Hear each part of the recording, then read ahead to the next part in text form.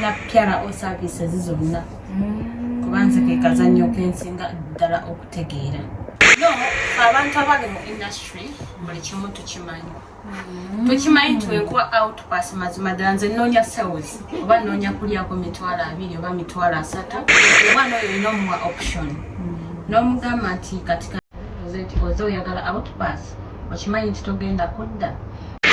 okoye okwewuuba nga weekolera ku by'engendeeza okumpi n'ewala kati no bikwase New World Visa Experts Tours and Travel ng'osigale ku mirimu gyo. Tukola ku bya visa byonna omuli Visit Visa, Partner Visa, Freelance Visa, A2A Visa ne Multiple Entrance Visa. Tukolera ku by'okufuna passport ne air ticket byonna gattako ebya Tours and Travel omuli obulambuzi obw'omunda mu ggwanga n'ebweru waalyo mu mbeera eyeeyagaza. Tukola ku abscond removal, overstay fine removal ne hotel bookings. New World Visa Experts Tours and Travel tusangibwa ku mwaliro ogusooka ekisenge namba F8 ku Sarah Mall Martin Road Old Kampala. Tukubire obaweereza obubaka bwa WhatsApp ku noti 763 455 722 oba noti 2 noti 946 noti 75. Email newworldvisaexpert155@gmail.com. Twesige tukutambuze.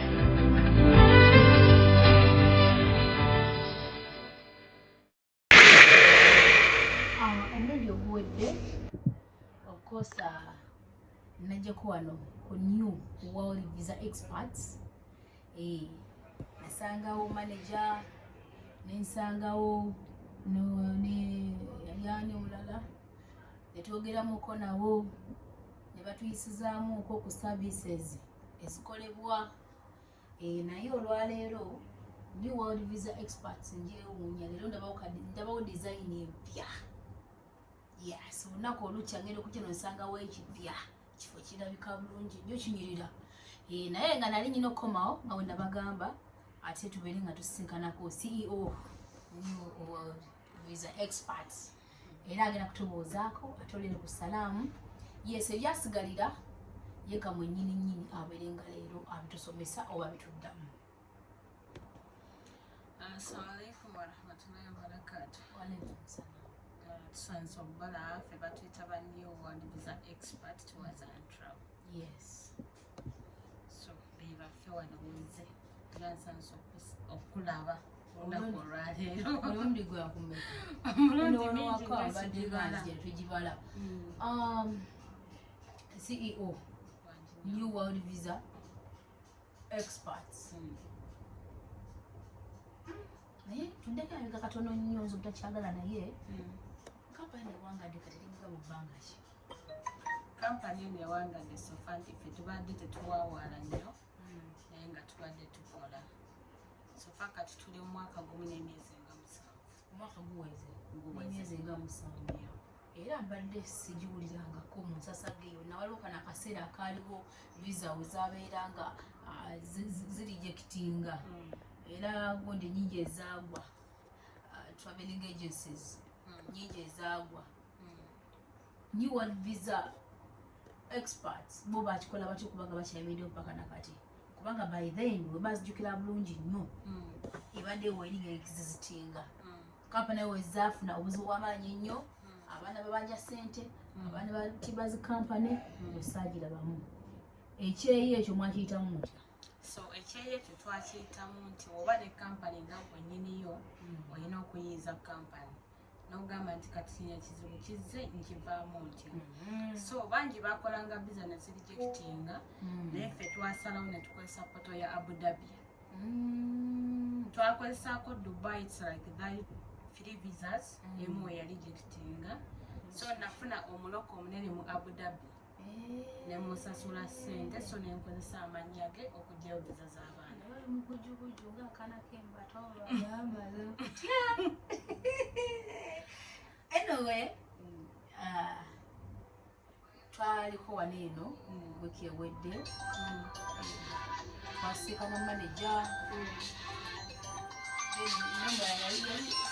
sales ki n'omuwala tuyisaamuko ku service yes tuyisaamu kwano ku services zikolebwa New World Visa Experts naye mbadde nsaba briefly osooka ozituyitiremu zonna kuva kwesooka paka kwesembayo nga bw'otunyulamuko ekitonotono ekyetaagisizza. So wano tukola ebintu bingi sofa. Yes. Tutandika business setup. Tukola freelancer visa, visit visa, partnership visa. Yes. Tujamu abuscond. Kale tulina pyara o services zonna. Kubanze ke kazannyo kensinga ddala okutegeera. Ebisinga bikolebwa. Yes. N'okuzaayo abaana bakiŋŋamba ewaka oya omwana batalina kimwogerako. Tuzaayo abaana gye bayita outpass. Yes. N'obeera nga tulina passport oba ng'ogina ng'oyagala okudda ewaka. Naye byaffe kubeerako akakwakulizo Katya. nti ffe tusooka kubuuza nti yes outpass gy'osasula ogimanyi ne tusooka ne tugikunnyonnyola. Kubanga nze ogenda kumpa sente ze za outpass within 24 hours mbeere nga ngikuwadde. Ate weba ya Dubai within 1 hour mbeere nga ngikuwadde. So saagala kukuapplyingira outpass ate ongambe nti ate nze sigenda genda. Nti ate nze njagala genda nkomewo. No. Sooka kubulya nti nkuwa outpass naye tugenda kudda mu Dubai because it's a life ban. So koleke. Ekyo sikitegedde bulungi. Kubanga mbadde mmanyi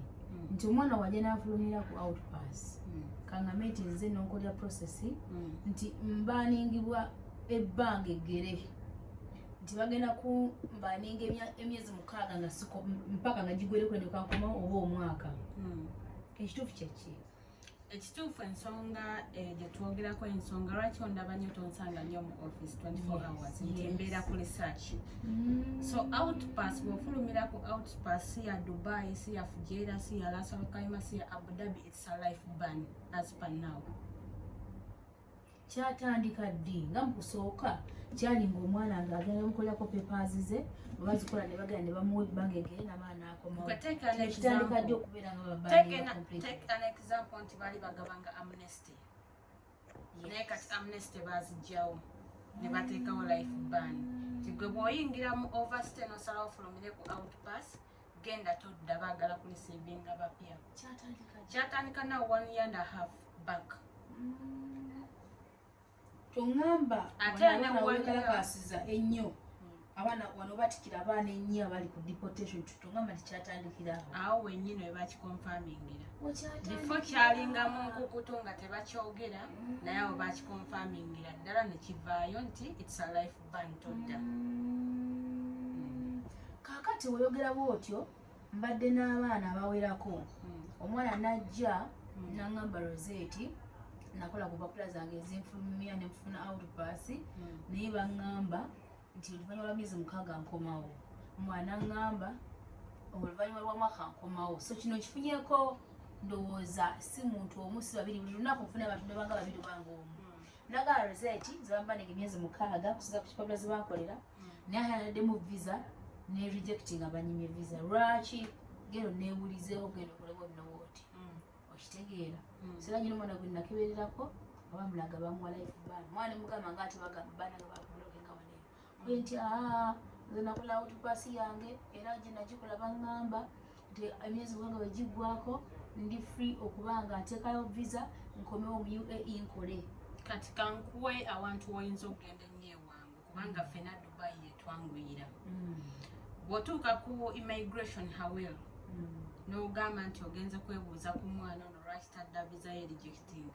bagenda kugamba direct it's a life ban. Bw'aba ayagala okudda akwate ssente zonna ze yalina eza overstay oba 1 million dirham azibawe. Wamala ozibawa bajja kujja mu baani eyo. Bw'aba tazina it means talidda wano. Ekitegeeza abaana tebababulira kituufu ababawazi n'empapula. Bwe abaana okibagamba kati n'omugamba nze nkugamba kati nti oze wangu kuwa outpass naye togenda kudda okonfaminze nti ye nga kuwa outpass yo within a second. Anyway buli kimu kirimu amazima oba kitagamu amazima n'obwenkanya olw'ensonga nti abantu abasinga ffe tuba twagala kukola ssente kubanga kati waliwo abakoze outpass z'abaana bangi naye nga babawadde essuubi nti nedda tebakubaninga for life wabula bakubaningako ebbanga eggere oba 6 months oba mwaka. Omwana agenda ng'alina essuubi to an extent waliwo omwana eyangamba nangamba oyo kamwenyini gwe nakebera nanga Rosette nalina fines zaali ntono nnyo ate sena nakimanya nti omuntu yakolera ebipapula bino yangamba bapadde emyezi emeka mukaaga jjukira baba bye tebakola ki tebamanyi kati omwana yamukoleyo outpass mwana ngamba nti ate yangamba bapadde emyezi emeka mukaaga emyezi jaweddeko kubanga ate yangamba nti jokupereza ssente ngutekere musente zaki za freelance okitegeera kati omwana aga neetundatunda naweereza ssente omutekemu ki freelance kati ono agenda okulaga nti yaplayinze nekiraga timuna bakoze eki visa bagirejectize era namulanga buli kiraga kyonna muna kwe kungamba nyamba okole ki onkobere kati waliwo kwengeri obutakkanya wakati woyo omwana n'aliwa oli yenga agamba nange simanyi lwaki kubanga kibadde kirina kubeera nti bakubaninga only 6 months kati abantu abo baba bakikola nga tebamanyi oba bakikola nga bamanyi no abantu abali mu industry buli kimu tukimanyi tukimanyi nti wenkuwa outpass mazima ddala nze nnoonya sales oba nnoonya kulyako 200 oba 300 naye nga ngenda kubaninga for life kati ffe nga ffe tulina bypass tulina abaloko kati nga wonogera gye tu applyingira n'omugamba nti saagala mwana appearinge buli lwotayagala mwana agende ku source itimirizo olina by'omukweka kubanga wanaatuuka ali ku counter bagenda mugamba osasulidde kino it's a life ban obadde okimanyi kati nga ffe abanoonya sales tuleka abaana ne babeerera ne tubaleetera ebintu ku source bwe n'omugamba nti myezi 6 ogenda kudda naye ng'ate omwana aba tagenda kudda naye sikyagadde omanyi lwaki anyway mu byonna byetukola katonda yasasula kuba kati mulimu abaana kuba omwana yangamba Rosette faini zange tezaali mpitirivu singa namanya nti bagenda kubba life ban nandibadde nsooka nembeeramu nenyongerako akasente nendako enyinene wakazi nenkola ki okusinga ate okufuluma nga bagenda kukola ki kumbaningira ddala anyway tugenda kukigwebazamu obeera nga bwaba nosooka nobatuuza nobagamba omanyi twetaaga sente but still tulina okulowoozaako ku bannaffe kubanga munno omusudde mu street gyatagenda kuvaamu gyatategedde oba okitegeera awo nga tubuddewo kikwange tukwebalize bambi kubanga nange ozibudde maaso so engeri omwana wajja omubuuza n'omugamba nti osasulidde outpass naye togenda kudda omwana oyo olina omuwa option n'omugamba nti kati kange Rosette oze oyagala outpass okimanyi nti togenda kudda olina okukwata n'omuyamba nga gwe munnayuganda munne oba muntu munne n'omugamba nti okay olina fines bwe ziti bwe ziba za Dubai kwata omwana ogenda omukolere fine reductions bamuwe fine reductions waba absconded ogenda omugiremu abscond kubanga fees ajja zikuwa afulume emirembe bw'aba talina sente mugambe okay sasula outpass naye omanyi togenda kudda omwana agende ng'ali kukimanyi olye sente zo mirembe naye agende mirembe agakano tagenda kwejjusa agenza kimanyi era nga tagenda kwevuma nti gundi yes anyway manyi bangi bagenda okulaba vidiyo eno abagenda okuzibuka amaaso abadde batakimanyi kubanga abaana bavugidde nnyo mu kagaali ako nti ogenda waka naye mugina emyezo ojjakola ki ojja kudda ekyo nange kitegedde leero nti omwana bakubanize for life tokola ki tokoma oyo nga tuvuddeyo twisize ensizemu okuva eddala ku gundi visa so ngenda kwogera nnyo ku nsonga y'okuyingira visa then tugende tusooke kweyeyingira wano tukola 60 days ne 30 days yes 90 days now twagistoppinga kubanga istackinga mu system ate kyotasobola kunyonyola client temunnaye visa yeruddeyo istackinze n'olumu okugaana naye nga zifuluma naye nga zentono zifuluma naye ntono ntono eza 90 days so kati tukola 60 days tulina 0 abscond nawe abscond so 0 abscond yeyo gyenkolera ne mugamba nti Rosette nkuwadde visa yino naye sigenda kunoonya kyoba omwana waayingidde overstay ebyo bijja kuba bibyo ne tubeerawo n'eno eya abscond naddala etera kubanga poto ya Sharjah kubanga poto ya Sharjah kasita ziwera ssaawa 6 bangenda kukuba abscond sikulinda yadde olunaku n'olumu abscond eno lwaki oba okuba omwana abscond Tokuba omwana abscond olw'ensonga nti tubeera sometimes tukoya private card oba yange oba njijja ku munnange kyokka omwana bw'agenda mu overstay kiku affectinga yes weba Dubai visa ngenda kusasula millions 2.5 the 2,500 per visa kati obeera okiviiramu wa kumukuba abscond card nerema ku blocking kubanga tukozesa card visa ezo so iyo abscond gy'omukuba gwe nobeera ng'okivuddemu yes card nebeera safe naye buli bw'obalekako ku overstay bagi blocking aba immigration oba tosobola kukola visa yonna kino kitegeerera eno research mulungi nnyo eno freelance visa yeriwa visa ebeera ya 2 years oba onsasudde kubanga wano mu UAE tebamanyi freelance visas ebeera unemployment visa ti ozze n'ongulako visa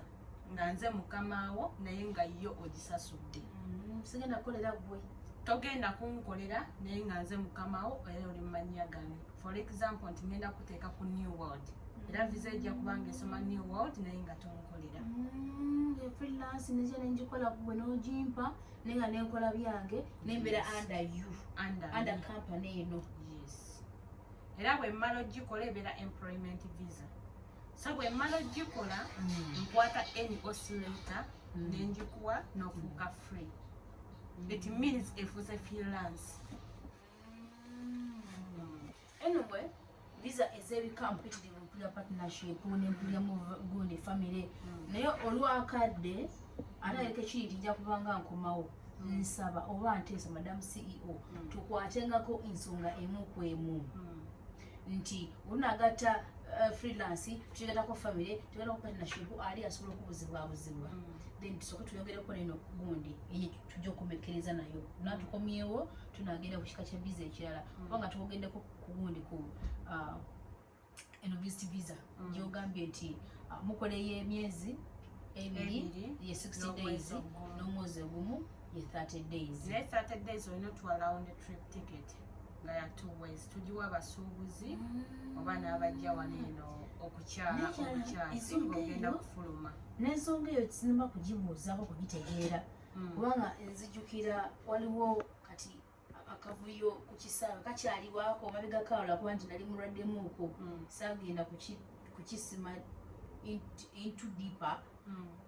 naye nga nawulirako nti kati jujuka twakolanga ddame tiketi naye nga ddame zino eno sibimanyi nnyo naye nga kyemanyi nti neba teriiyo nojja ne tiketi 2 naye nga mwe mubikola mubimanyi naye ng'eri nga teriiyo tusa kuddayo naye kati nekikyukamu nempulira nti erina okubanga bweri nga yalaali kikyaliwo Dubai airport eyagala 2 ways ticket ne hotel booking kati ekyo nja kukomawo nakyo tukisebe munda olwakadde kati freelance eno bwobanga ogimpadde nze sirina lukusa kuviza yange kugattako omuntu freelance wemba njikuwadde olina olukusa olugattako famire nze yeggwe tosobola okugattako bbaawo n'ogattako n'abaana bo bobozadde bakkiriza kugattako bbaawo n'abaana bo bobozadde requirements kyaweza etaagisa nze okubolodde njirina bakusaba marriage certificate marriage certificate ate omusaala gwena kubeera nga gwa 15 ku 5 so kati rosette ndi wano njiriba byange nyina freelance yange njiriba byange sisobola gattako bbange na mama wange osobola omugattako as long as company twakolera iri active labor contract abantu abasinga tebazitegeera naye nga omala okufuna 2 years labor card saponsa we yakukolera visa abeera ne contract yo gye bakusaba okwatachinga basobole okugattako abantu bo kasita obeera ne hijali bajja kusaba hijali abasinga bo bajja kugamba nti leeta contract y'ennyumba mwosula okay olete labor contract ya 2 years olete labor card yo stamping ne Emirates ID so basaba kugattako abantu abo anyway ekyo nakyo njize kiyige tujja kuyiga ffenna so naye kibi ekigirimu nti bw'oba onookola obanga oyagala okugattako abantu bo omakinga sure nti eyakukolera visa agenda kulinewalinga license eyo nti singa obagattako for example otambuddeko omwaka gumu n'obagattako omwaka ogwo weguggwako it means nabo bagenda tambula omwaka gumu yes kubanga gwenga omuti gali gaba makoola gwenga omuti oba tulisobodde kulinewalinga visa yokusema license bagenda ku odalinga bali bogenda osooka okukansolinga naye wekansolinge odde mu system buto so olina okukola ekintu ekyo ng'omanyi nti eyakukolera visa license eyo buli mwaka agiriniwalinga naawe osobola okwerinniwalinga abantu obeera wakoze eki okaviiriddwa. Anyway, ebyokuyiga bingi ku freelance manyi nti oba nyina bingi ebyokubuuzaako obuleka mpozi gwe ng'oli weetaaga okumanya ebisingawo then oba osobola ogenda mu comment section golotekayo ekibuuzo kyo kubanga ekibuuzo ekyange kiyinza okuba nga si kyekikyo notekayo ekibuuzo ekikyo n'abeera ng'ate omuwa ebibuuzo ebyo n'abiddamu next time lwemazemu okukola ki mpozi ng'olina akaterekeka abaana baneno abagundi waliwo ensonga zinga twogeremuko naye ndowooza nga nkomyewo olwakadde twogere ku nsonga y'abaana abakola mu China luli babayiwa yes nze sikolera freelance omwana akola mu China kubanga almost tofiiriddwa millions manya license eziwera 30 zitya bazibaninga kubanga gwe okolera omwana akola mu China it means gwe supplier w'aba China bo bakuwa sente n'obakolera visa n'obasupplyinga era oba olina ebibuuzo bingi ebyokutera gavumenti lwaki ba employee gyenvudde nkugamba nti wano yo freelance tebagimanyi bamanyi employment nti wenkukolera visa nzaaba mukamaawo yes kakati kijja kitya okubanga omwana mukolera visa mukifo kyokubanga ali mu ofisi yakola lwaki ali mu China nobeera ngaolina okiddamu abaana abayiga ennyo mu China era license ezimu baba nti omwana bano bebasanga ngoli balina zi freelance zaabo nabo babatikka ne bazikansolinga nga gwe saponsa tebakwebuuzizzaako ne bamuzaayo e Uganda ate olina ebibuuzo bingi ebyokudda mu immigration kuba oba oliawo nga jjadaafu ekkubidde ekwetaaga oba nga tolina strong like omuloka ali strong ku license yo era ojja bawulira abasajja abasinga nga bajjako amasimu oba nga business baziclosinze olw'okuba nti tebalina backup. Anyway, okuleka mpozi ng'olina kebayita akatalekeka kubanga ebyokugerako byo bingi naye tujja genda nga tusomesa mpula era ndirudde okubanga nzijanga okuba sabulira ekipya mu nsiike za visa tickets bina twatugende ng'oyagala okuwangala oyagala kujja mu UAE nja kubanga nzija waneeno